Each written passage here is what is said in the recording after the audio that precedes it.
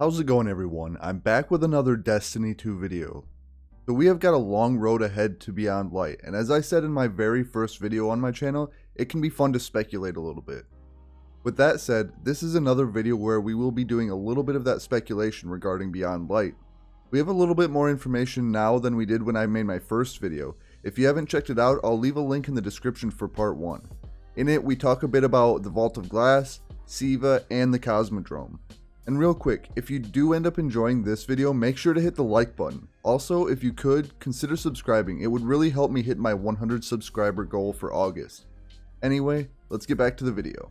So the first thing I want to talk about is Europa. We all know by now that this is the brand new destination coming in Beyond Light. I think Europa is going to be one of the biggest destinations that we have in Destiny 2.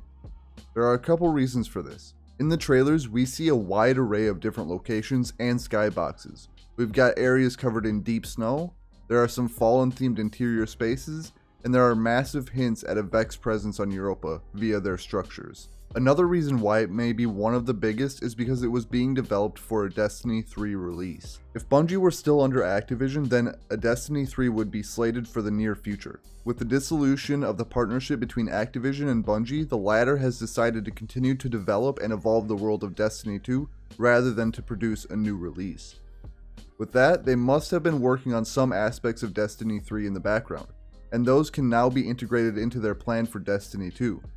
I believe Europa was one of those destinations being developed for the next release, and now we can get to enjoy it within Destiny 2. Next, I want to talk about Stasis utility in Beyond Light. At the Xbox reveal event, we got a surprise trailer that showcased some of the new and quite literally game-changing abilities coming with the Stasis subclasses. One of the features that caught a lot of community attention was the Stasis grenade that sticks to surfaces and creates platforms. Never before have we been able to influence world geometry in Destiny. Now, we don't know any additional details, so we don't know if it will only work on some surfaces or in certain areas. Even if it is limited, there is still a lot of potential here.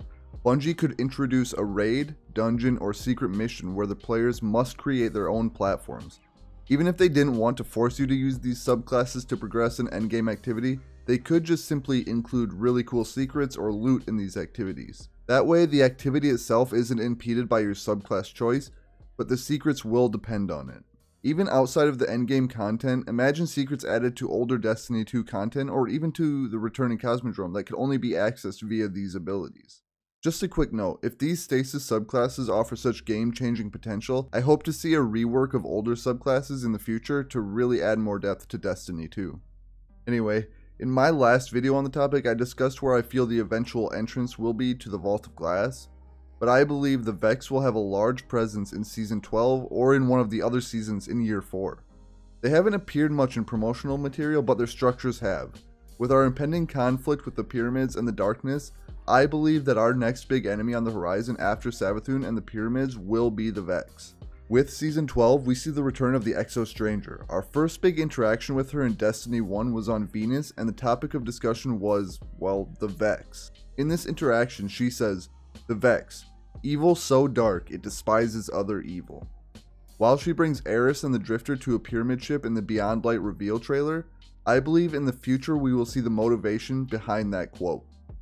The Hive have served as our big bads for a large portion of Destiny, and I genuinely believe that the Vex are our biggest threat, and there are still a lot of unanswered questions regarding their nature. The final thing I want to discuss is the destinations being removed from the game. I have seen some people speculate that the Pyramids could destroy them, but given Bungie's talk about vaulting content that gets removed from the game, that leads me to believe that they want to keep them in their pocket for a potential return. In future releases, part of our motivation for going back may be to reclaim the destination. Also, with the occupation of the Pyramids for however long they may be there, may offer a good reason for any significant changes that come to the returning destinations. Now, I'm still not entirely sure when we will see the race associated with the Pyramids, but I feel that they will eventually become a mainstay in our system. And this invasion and likely occupation by the Pyramids offers the perfect explanation as to their appearance across all our system. Alright, somewhat tied to all this, the seasons over the last year helped tie up loose ends. While we do have some loose ends still floating out in Destiny, which ones are actually appropriate to use as seasonal content? I'm really interested to see what Bungie offers us over the seasons in year 4. With that said, I hope that you enjoyed the video. If you did, remember to rate it down below. Also, what are some of your theories regarding Beyond Light or year 4? Make sure to post those in the comments. If you want to see my future content, make sure to subscribe to my channel. And I just want to thank you all for watching, and I'll catch you on the next one.